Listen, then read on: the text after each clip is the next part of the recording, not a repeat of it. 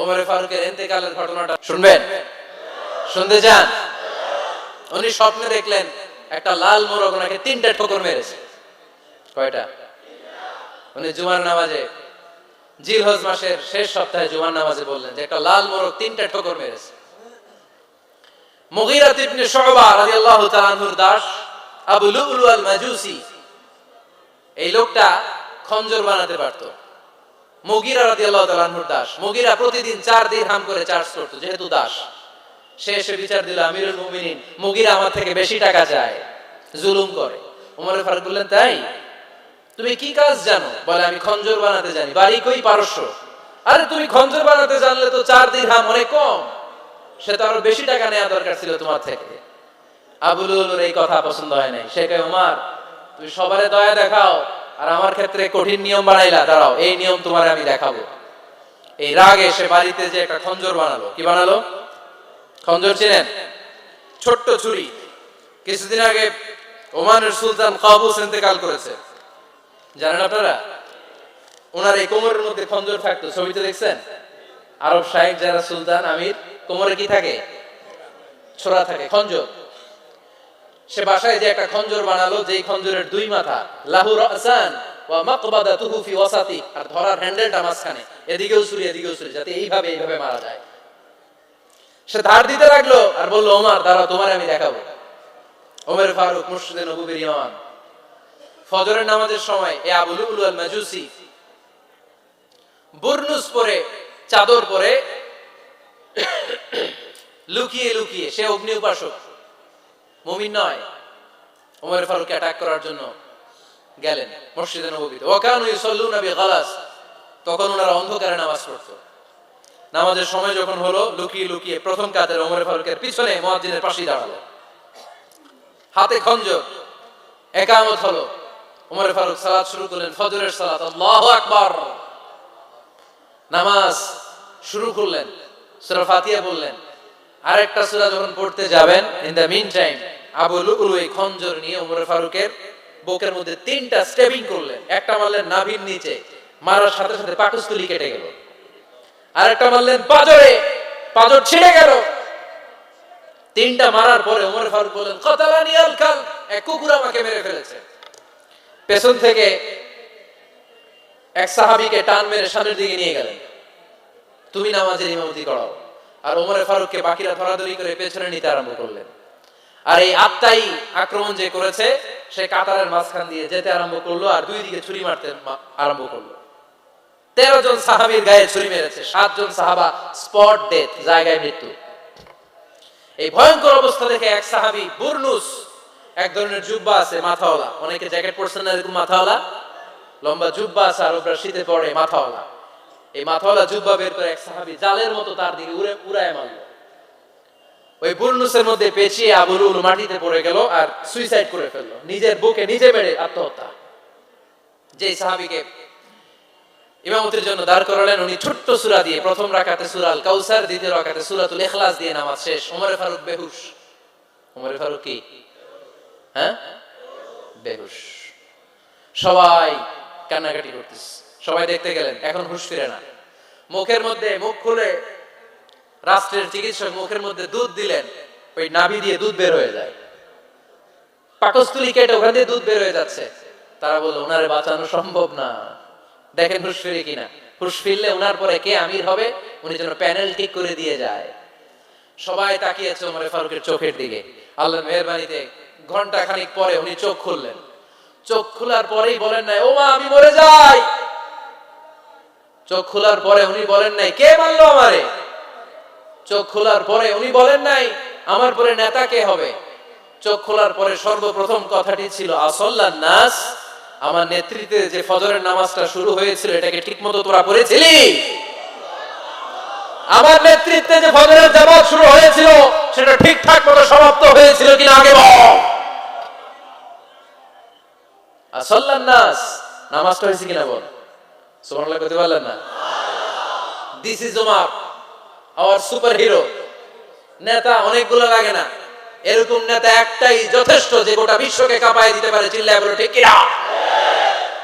আমরা চাই আমাদের ছেলেগুলো ওমর ফারুকের মতো বড় হোক। আমরা চাই আমাদের ছেলে মেয়েগুলো খাব্বাব, খুবাইব, সাইয়েদনা আলী, উসমান, আবু বকর রাদিয়াল্লাহু তাআলা আনহুর অনুসরণে বড় হোক, ঠিক কি না? আমরা একটা ওমর চাই যিনি আমাদেরকে সালাতের শিক্ষা দিয়ে গিয়েছেন, ইন্তেকালের আগে বলেছেন সাল্লান নাস, এজন্য আমরা যেন নামাজ কখনো নষ্ট না করি। আল্লাহর জমিনে দ্বীন বাস্তবায়ন আসাদ্দুহুম ফি আমরিল্লাহি ওমর রাদিয়াল্লাহু তাআলা আনহুর মতো এত কঠোর কেউ ছিলেন না।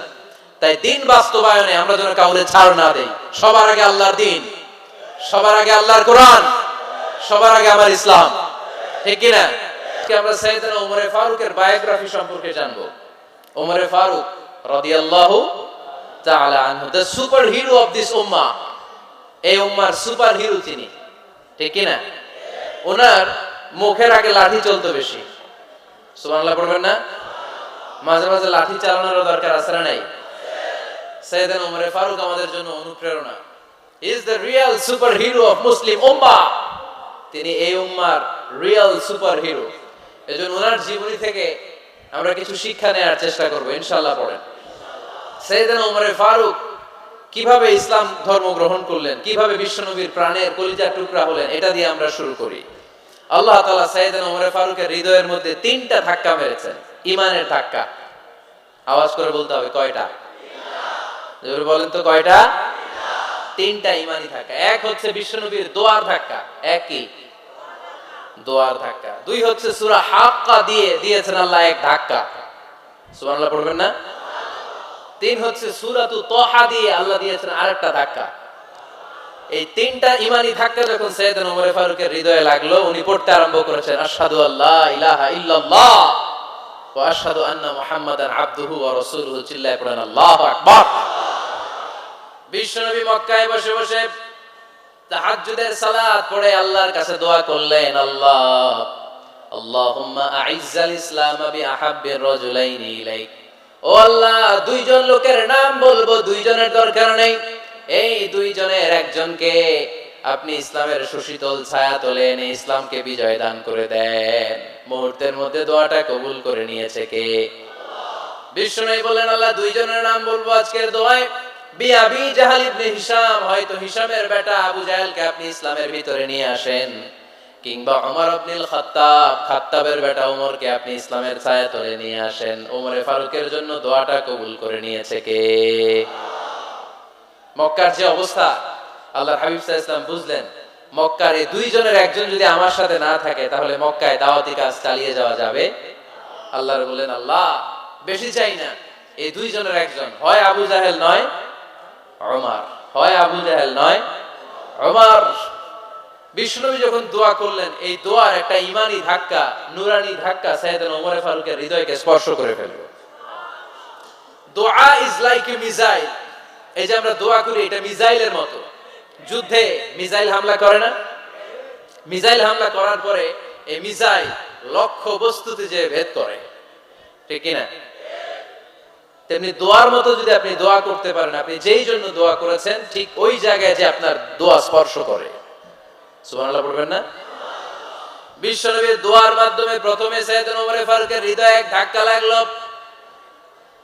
2 নম্বরে রব্বুল আলামিন সূরাতুল হাক্কা দিয়ে ওমর ফারুকের হৃদয়ের মধ্যে দিলেন এক ধাক্কা। পড়েন আল্লাহু আকবার। কোরআনের ভেতরে সূরাতুল হাক্কা নামে একটা সূরা আছে না নাই? আল হাক্কাতু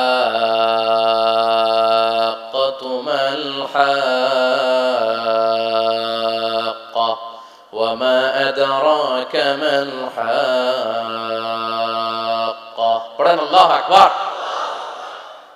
বিশ্বনবী যখন দোয়া করলেন, ওই দোয়া যখন সাইয়েদনা ওমর ফারুকের হৃদয়ে স্পর্শ করলো, সাইয়েদনা ওমর ফারুক সব সময় বিশ্বনবীকে ফলো করতে আরম্ভ করলেন।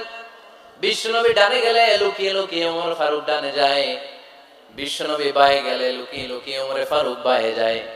বিশ্বনবী একবার মসজিদুল হারামে যে নামাজ পড়তে শুরু করলেন, ওমর ফারুক তখন বিশ্বনবীর পিছু পিছু ছদ্মবেশে পেছন থেকে যে বিশ্বনবী কিভাবে নামাজ পড়ে দেখতে শুরু করলেন। বিশ্বনবী ইন দা মিন টাইম এশার নামাজে আল হাক্কাতু মাল হাক্কা তেলাওয়াত শুরু করে দিলেন।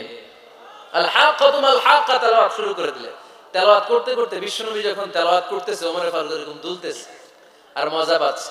ওমিয়া বিশ্বনবীর কণ্ঠ বুঝি আমার মতো কণ্ঠ, আপনার মতো কণ্ঠ, আহমদ বিন ইউসুফের কণ্ঠ, আব্দুল বাসিতের কণ্ঠ না?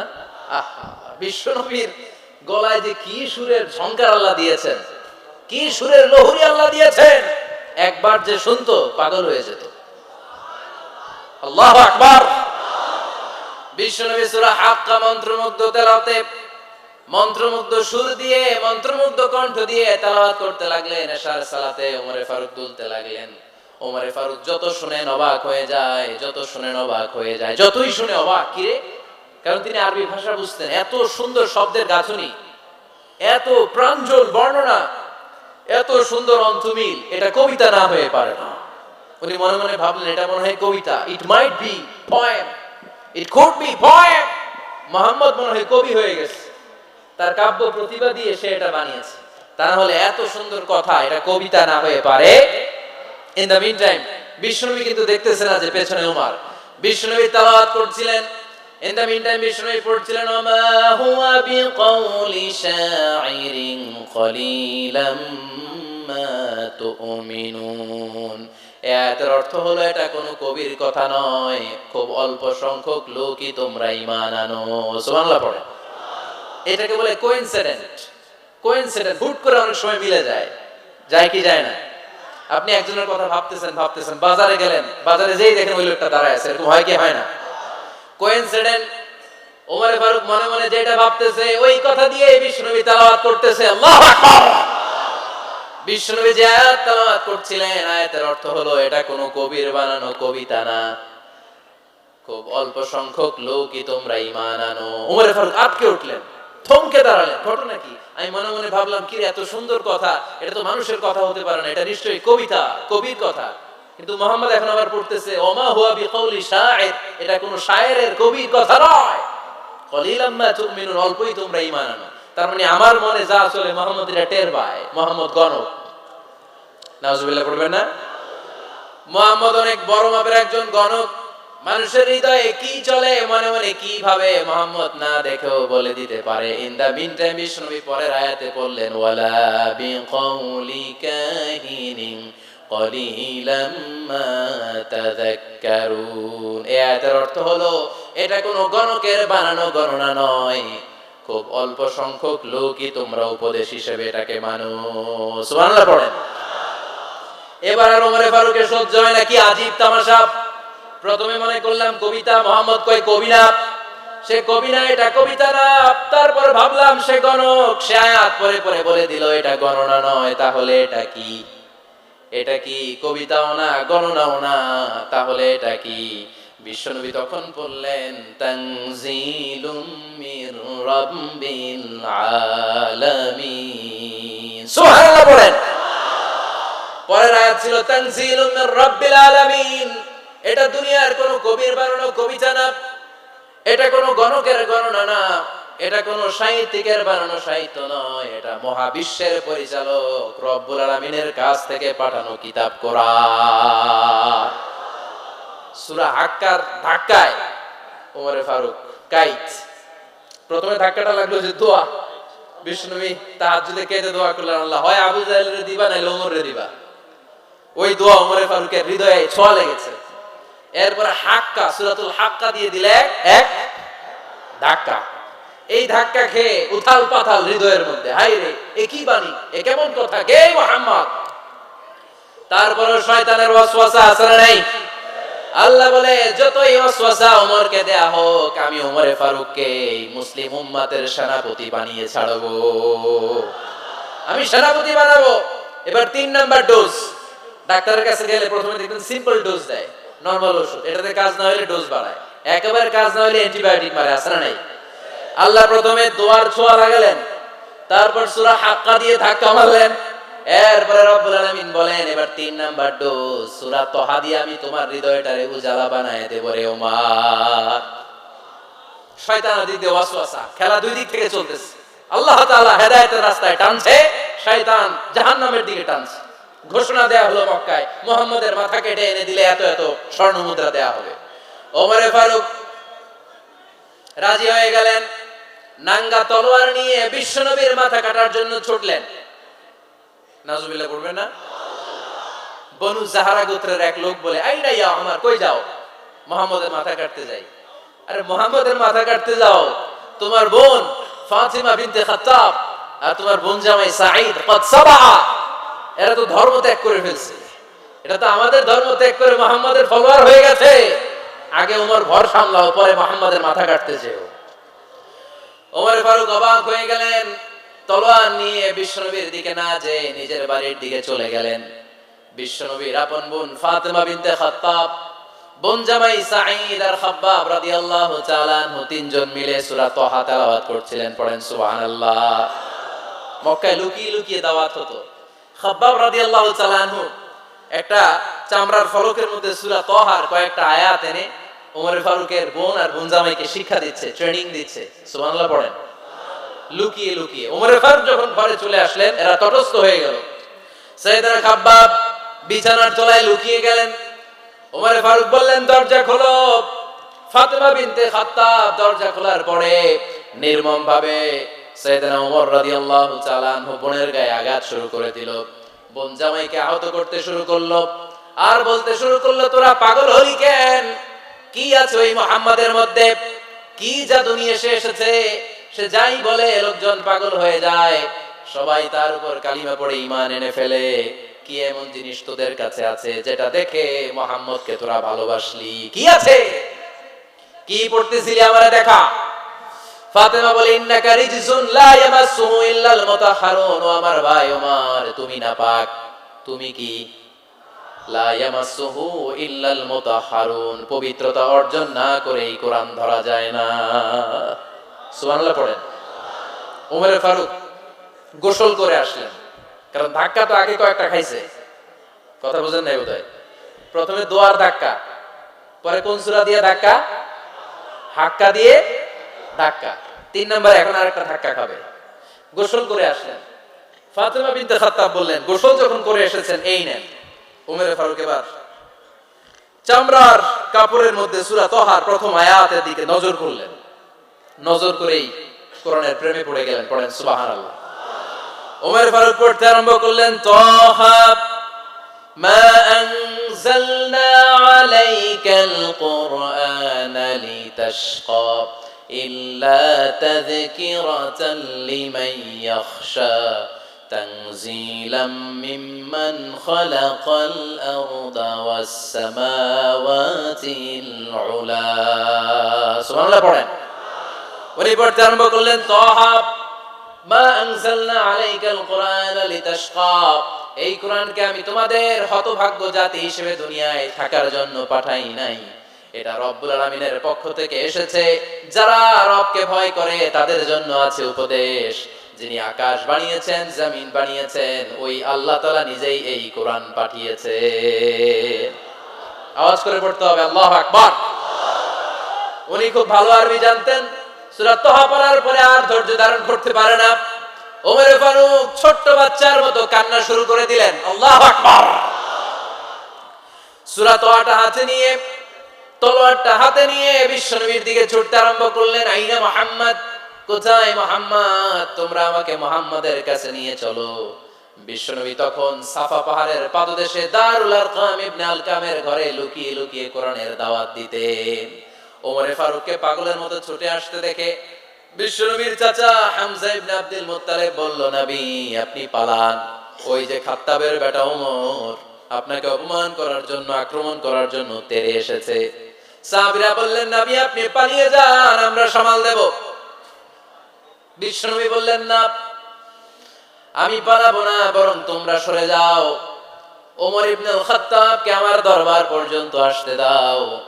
আমার তো মনে হচ্ছে ওই যে তাহাজ্জুদের নামাজ শেষে চোখের পানি ছেড়ে যে আমি আল্লাহর কাছে দোয়া করেছি, আজকে আমার ওই দোয়াটা কবুল হতে শুরু করেছে। আমার তো মনে হচ্ছে আমার দোয়া কবুল হবে, আসতে দাও। ওমর ফারুক এসে বললেন, আশহাদু আল্লা ইলাহা ইল্লাল্লাহ ওয়া আশহাদু আন্না মুহাম্মাদান আবদুহু ওয়া রাসূলুহু, আমি সাক্ষ্য দিলাম আল্লাহ ছাড়া কোনো ইলাহ নাই, নিশ্চয়ই আপনি আল্লাহর প্রেরিত বান্দা এবং রাসূল। পড়েন সুবহানাল্লাহ। ওমর ফারুক যখন কালিমা শাহাদা পড়ে মুসলমান হয়ে বিশ্বনবীর হাতে হাত রাখলেন, নও-মুসলিম সাহাবীদের মধ্যে খুশি আর আনন্দের বন্যা বয়ে গেল। নও-মুসলিম হাতে গোনা সাহাবারা আল্লাহর প্রশংসা করলেন। বিশ্বনবী সাইয়েদনা ওমর ফারুককে জড়িয়ে ধরলেন। ওমরে ফারুক আবার বিশ্বনবীরে বললেন, নবী গো, আলাসনা আলাল হক, আমরা কি সত্যের উপরে আছি নাকি আমরা ভুলের উপরে আছি? বিশ্বনবী বললেন, বালা নাহনু আলাল হক, আমরাই সত্যের উপরে আছি। সুবহানাল্লাহ পড়ে। আলাসনা আলাল হক, নবী আমরা কি সত্যের উপরে নাই? হ্যাঁ অবশ্যই ওমর, তুমি সত্যের উপরে আছো। ওমরে ফারুক বললেন, তাহলে ফাফিমাল ইখতিফা, তাহলে লুকায় লুকায় আর দাওয়াত দেব কেন? আমি তো কালিমা পড়ে ফেলছি, আসেন আমার সাথে বের হই। ফাফিমাল ইখতিফা, আর লুকায় লুকায় কেন? আসেন আমরা বাইরে বের হই। বিশ্বনবী বললেন, ওমর এটা মাক্কি জীবন, এখানে আমরা একটু গোপনে গোপনে দাওয়াত দিতে চাই। ওমরে ফারুক বলে, না, আমার দায়িত্ব, আমি একটা মিছিল দিতে চাই নবী। আল্লাহর নামের তাকবীর দিতে দিতে দারুল আরকাম থেকে শুরু করে মসজিদুল হারাম পর্যন্ত একটা মিছিল দিয়ে আমি মক্কা কাঁপাইয়া দেব। অনুমতি দেন। বিশ্বনবী দিতে চায় না। ওমর ফারুক অনেক বুঝানোর পরে স্বল্প পরিসরের একটা অনুমোদন পাওয়া গেল বিশ্বনবী সাল্লাল্লাহু আলাইহি ওয়াসাল্লামের কাছ থেকে। কিন্তু মিছিল যে দিবে, মিছিলের জন্য লোকের দরকার আছে না নাই? এখানে লোক নাই, আমি একাই মিছিল দিতেছি। এটা জমবে, মিছিল জমবে। খুঁজে উনি 11 জন মুসলিম সাহাবা পেলেন। কয়জন? ওমরে ফারুক বললেন, 11 জনই সই। এই 11 জন নিয়ে আমি আল্লাহর নামের তাকবীর দেব। 2 লাইন করলেন। কয় লাইন? 2 লাইন। পেছনে 6 জন, আর এই লাইনের নেতা বানালেন বিশ্বনবীর চাচা হামজাকে রাদিয়াল্লাহু তাআলা আনহু। আর সামনে 5 জন, তার আগে দাঁড়ালেন উনি নিজেই। তাহলে 6 6 12।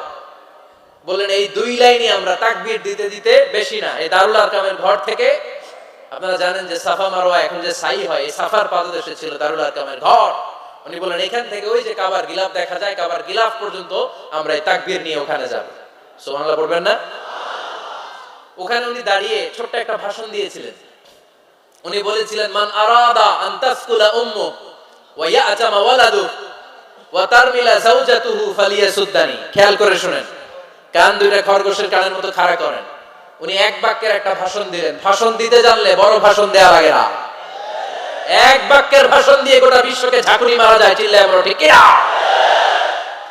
ওমর ফারুক এক বাক্যের একটা ছোট্ট ভাষণ দিলেন। মান আরাদা আন তাসকুলা উম্মু, কে আছো মায়ের এই মক্কায়, কে আছো মায়ের বুক খালি করতে চাও? ইয়াতামা ওয়ালাদু, কে আছো বাচ্চাগুলোরে, নিজের সন্তানগুলোরে ইতিম বানাতে চাও? কে আছো তারমিলা যাওজাতুহু, নিজের স্ত্রীকে বিধবা বানাতে চাও? ফালিয়াসুদ্দানি, বুকের পাটা থাকলে আমি ওমরে থামাও। ফালিয়াসুদ্দানি, দেখি মক্কায় কার এত বড় বুকের পাটা। কে আছো মায়ের বুক খালি করতে চাও, সন্তানরে ইতিম বানাতে চাও, স্ত্রীকে বিধবা বানাতে চাও? ফালিয়াসুদ্দানি, পারলে আমারে ঠেকাও। এই বলে উনি আল্লাহু আকবার, আল্লাহু আকবার, আল্লাহু আকবার বলে স্লোগান শুরু করে দিলেন। এক এক স্লোগানে মক্কার মরুজমিন থারথার করে কাঁপতে আরম্ভ করলো। এই মিছিল মক্কার কেউ দেয় না। মিছিলের আওয়াজ শুনে আবু জাহেল বাইরিস, উতবা বাইরিস, শাইবা, ওয়ালিদ ইবনে মুগিরা সব বের হইছে। কি রে, আমার এলাকায় এত বড় স্লোগান, কার এত সাহস? বের হয়ে দেখে মিছিলের সামনে ওমর। ওমরে দেখে দিছে এক দৌড়। কারণ ওমরে ফারুককে থামানোর মতো বাপের বেটা মক্কায় দ্বিতীয়টা কেউ ছিল না। আওয়াজ করে বলেন ঠিক কিনা? ওমরে ফারুক আল্লাহু আকবার, আল্লাহু আকবার বলে স্লোগান দিতে দিতে মসজিদুল হারামের ভেতরে ঢুকে গেল। কাবার গিলাফ ধরার পরে সেদিন মিছিল থেমেছে। ওই আল্লাহর নামের স্লোগান সেদিন কেউ থামাতে পারে নাই, কিয়ামত পর্যন্ত কেউ থামাতে পারবে না। চিল্লায় বলো ঠিক কিনা?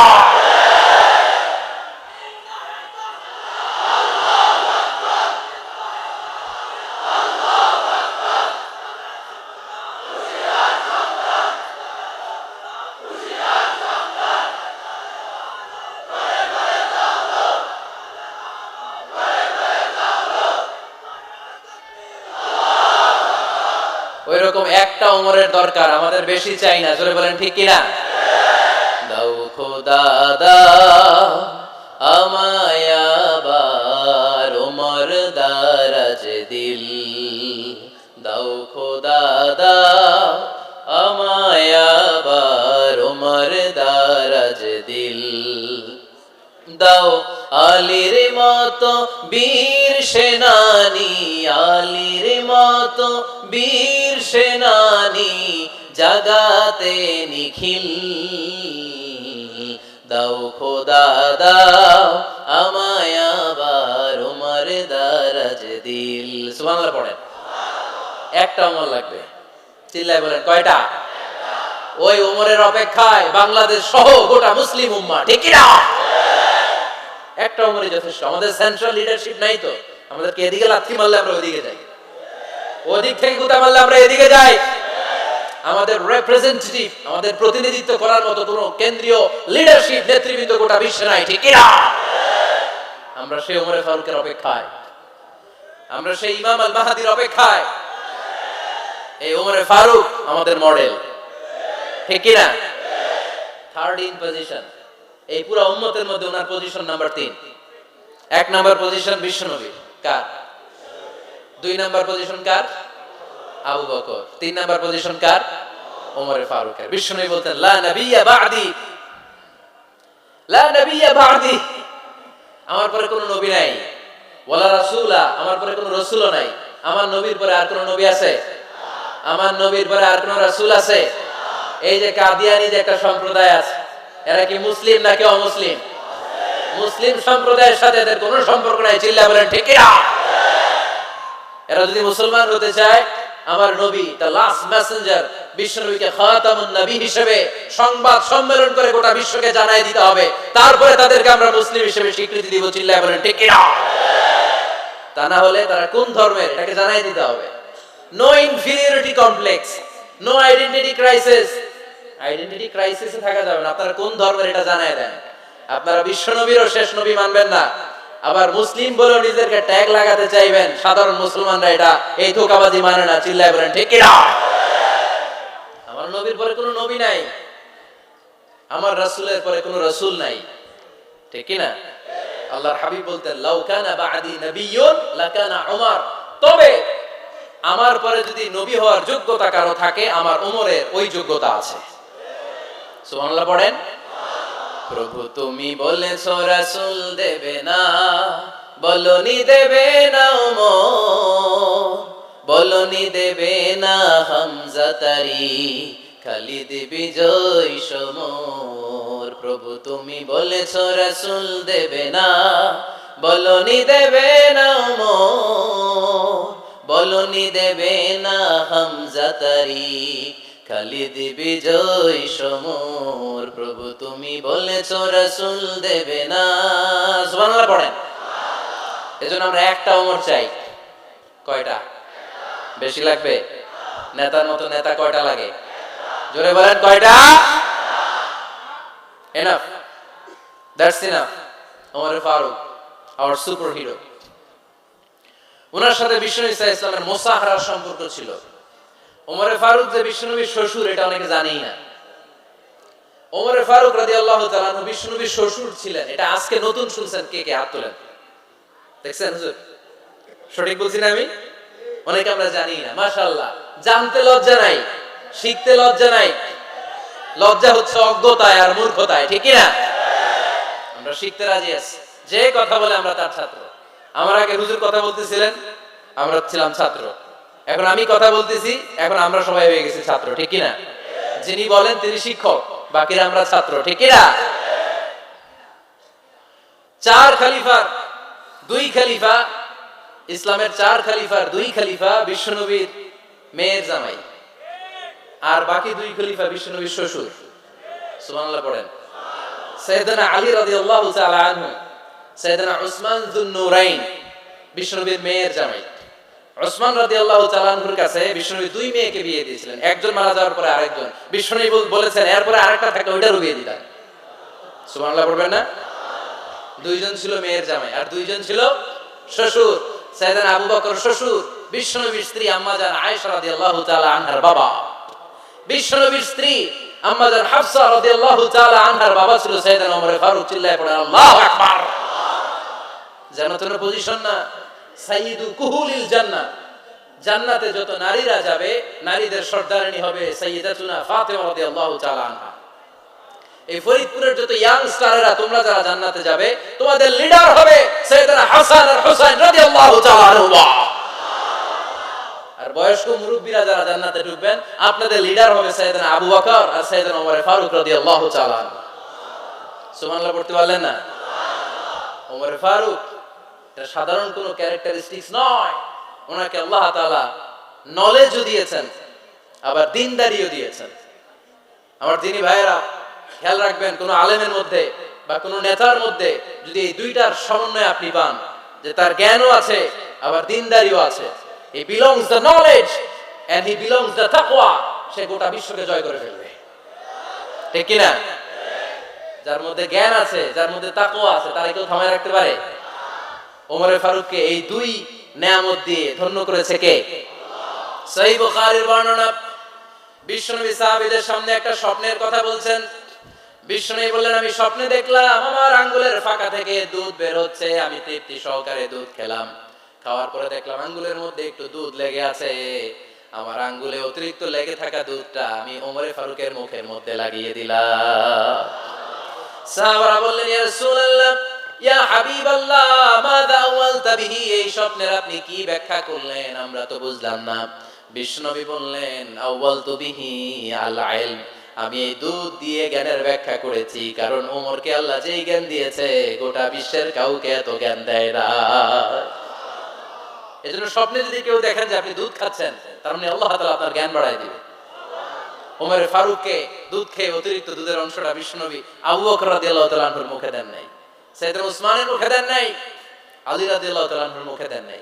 স্বপ্নে ওই অতিরিক্ত লেগে থাকা দুধটা বিশ্বনবী ওমরে ফারুকের ঠোঁটের মধ্যে লাগিয়ে দিয়েছেন। এই হাদিস থেকে প্রমাণ হয় আল্লাহ তাআলা জ্ঞানের নিয়ামতে সাইয়েদনা ওমরে ফারুককে ধন্য করেছেন। আবার বুখারীর বর্ণনা, বিশ্বনবী সাল্লাল্লাহু আলাইহি ওয়াসাল্লাম আরেকটা স্বপ্নের বর্ণনা দিচ্ছেন। তিনি বললেন, তোমাদের সবাইকে স্বপ্নে আমার সামনে দাঁড় করানো হলো। আমি দেখলাম তোমাদের কারো জুব্বা নাভি পর্যন্ত, কারো জুব্বা হাঁটু পর্যন্ত, কারো জুব্বা টাকনু পর্যন্ত। ওমরে ফারুককে যখন স্বপ্নে আমার সামনে দাঁড় করিয়ে দেয়া হলো, আমি দেখলাম ওমরের জুব্বা এত লম্বা, ওমর টেনে হিচড়ে তার জুব্বা নিয়ে সামনে হেঁটে যাচ্ছে। সাহাবারা বললেন, ফামাযা আওয়ালতা বিহি ইয়া রাসূলুল্লাহ, ও আল্লাহর রাসূল, এই স্বপ্ন দিয়ে আপনি কি বোঝাতে চাইলেন, আমরা কিছু বুঝলাম না। বিশ্বনবী বললেন, আউয়ালতু বিহি আদ-দীন, আমি এই হাদিসের দ্বারা দ্বীনের ব্যাখ্যা করলাম, যার জামা যত লম্বা তার দ্বীনদারি তত বেশি। বুঝতে পারেন? স্বপ্নে দেখলেন কোন সাহাবীর জুব্বা নাভি, কোন সাহাবীটা হাঁটু, কারোটা টাকনু, কিন্তু ওমরে ফারুকের জুব্বা এত লম্বা, ইয়াজুরু সাওবাহু, তিনি তার জুব্বা টেনে হিচড়ে যাচ্ছেন। বিশ্বনবী বললেন, এটা দ্বারা আমি দ্বীন, আমি তাকওয়া, দ্বীনদারি, তাকওয়া, এটার ব্যাখ্যা করেছি। তার মানে ওমরে ফারুকের তাকওয়ার সামনে সব তাকওয়া পানি হয়ে যাবে। কোন সুবহানাল্লাহ। আল্লাহ তাআলা সাইয়েদনা ওমরে ফারুককে দ্বীনের জ্ঞান দিয়েছেন, তাকওয়া দিয়েছেন। যুবক ভাইরা, যাকে আল্লাহ তাআলা দ্বীনের জ্ঞান দেয়, যাকে আল্লাহ তাআলা তাকওয়ার এই গুণ দিয়ে সমৃদ্ধ করে, তার জন্য গোটা বিশ্বের সব দরজাগুলোকে ওপেন করে দেয় কে? কত বড় মুত্তাকি ছিলেন সাইয়েদনা ওমরে ফারুক। মদিনার সমাজে কয়জন মুনাফিক ছিল বিশ্বনবী ছাড়া কেউ বলতে পারতেন না। বিশ্বনবী কোন সাহাবীকে মুনাফিকদের লিস্ট দিয়ে যান নাই, একজন সাহাবী ছাড়া। দেখি কেউ বলতে পারেন কি ওই সাহাবীর নাম? কি নাম? হুযায়ফা ইবনুল ইয়ামান রাদিয়াল্লাহু তাআলা আনহু। ওনাকে বলা হতো সাহিবু সিররি রাসূলিল্লাহ, আল্লাহ রাসূল সাল্লাল্লাহু আলাইহি ওয়াসাল্লামের গোপন তথ্যের ধারক বাহক। সুবহানাল্লাহ পড়বেন না? বিশ্বনবী ইন্তেকালের আগে মদিনার সমাজে মোট কয়জন মুনাফিক আছে, এই তথ্য আবু বকরকে বলেন নাই, ওমর রাদিয়াল্লাহু তাআলা আনহুকে বলেন নাই, উসমান রাদিয়াল্লাহু তাআলা আনহু, আলী রাদিয়াল্লাহু তাআলা আনহু, আশারাতুল মুবাশশিরিন বিল জান্নাহ কোন সাহাবীকে বলেন নাই। শুধুমাত্র কেবলমাত্র একমাত্র হুযায়ফা ইবনুল ইয়ামান রাদিয়াল্লাহু তাআলা আনহুর কাছে মুনাফিকদের লিস্টে বিশ্বনবী দিয়ে গিয়েছে। সুবহানাল্লাহ পড়েন। মদিনায় কারা কারা মুনাফিক কেউ জানতো না, হুযায়ফা ছাড়া। কে ছাড়া? নামটা আজকে মুখস্থ করেন, যাতে অন্য কোনো ওয়াজে কেউ জিজ্ঞেস করলে বলতে পারেন। মুনাফিকদের লিস্ট যে সাহাবীর কাছে বিশ্বনবী দিয়ে গিয়েছিলেন, সাহাবীর নাম কি? নাম? নামটা কেমন লাগে? ভালো লাগে? অনেকে আমারে জিজ্ঞেস করে, হুজুর আমার ছেলে হবে আগামী মাসে, একটা নাম দেন। নাম দিয়ে দিলাম হুযায়ফা। যাদের হবে ছেলে, এলাকায় যাদের নেক্সট কয়েক মাসে ছেলে হবে, খালি হুযায়ফা চলবে। কি চলবে? ভাল লাগে? নামটা ভাল লাগে? রাইখেন, অনেক সুন্দর নাম। উনি জানতেন মুনাফিক কারা। দেখেন ওমরে ফারুকের তাকওয়ার লেভেলটা কত হাই। ওমর ফারুক একদিন হুযায়ফা রাদিয়াল্লাহু তাআলা আনহুর কাছে গেলেন, যে বললেন, হুযায়ফা, বিশ্বনবী ইন্তেকালের আগে মুনাফিকদের নামের লিস্টটা কারো কাছে দেয় নাই, আমার জানা নাই, সাইয়েদনা আবু বকরের জানা নাই, কোন সাহাবীর জানা নাই, তুমি ছাড়া। আমি তোমার কাছে জানতে চাই, আমি ওমরের নামটা ওই মুনাফিকদের খাতায় আছে কিনা আমার একটু বলো। আমার ওমরের নামটা ওই মুনাফিকদের লিস্টিতে একটু আছে কিনা, নামটা একটু বলো। যদি থাকে আমি ভালো হয়ে যাব, আমি নেফাকি দূর করে পাক্কা মুমিন হতে চাই। আমার নাম যদি মুনাফিকের লিস্টে থাকে আমি তো শেষ। হুযায়ফা চোখের পানি ছেড়ে দিয়ে বলে, আমিরুল মুমিনিন, কেমন প্রশ্ন করলেন আপনি? আপনি বিশ্বনবীর শ্বশুর, এই উম্মতে আপনার পজিশন 3 নাম্বার। আপনারে মুনাফিকরা ভয় পায়, শয়তান আপনারে ভয় পায়। আপনি জান্নাতে সব বয়স্ক লোকদেরকে নিয়ে জান্নাতের মধ্যে আগে আগে ঢুকবেন, কেমন করে মুনাফিকদের কাতারে আপনার নাম থাকতে পারে? ওমর সুবহানাল্লাহ পড়ে। কি বিনয়ী, কি তাকওয়া! হুযায়ফাকে যে ধরতেন, হুযায়ফা একটু বলো না আমার নামটা মুনাফিকদের লিস্টে আছে কিনা। ওমর ফারুকের যদি এই টেনশন থাকে যে আমি মুনাফিক হয়ে গেলাম কিনা, আমাদের এই টেনশন থাকার দরকার আছে না নাই? হ্যাঁ, যেন সব সময় আল্লাহর কাছে দোয়া করতে হবে, আল্লাহ তুমি নেফাকি থেকে আমাদেরকে বাঁচাও। আরো জোরে পড়েন আমিন। আপনারা ওঠা বসা শুরু করলেন কেন? অনেক রাত হয়ে গেছে তাই? হ্যাঁ, শেষ করে দেই তাহলে না? যে অনেকের কষ্ট হচ্ছে মনে হচ্ছে। হ্যাঁ, এক নাম্বারে যাচ্ছে এইটা সব মুখস্থ দেখি। হ্যাঁ, 1 নাম্বার, 2 নাম্বার, 3 নাম্বার। 1 নাম্বার হইল পেশাবখানা, 2 নাম্বার পায়খানা, 3 নাম্বার নাকি এইটা?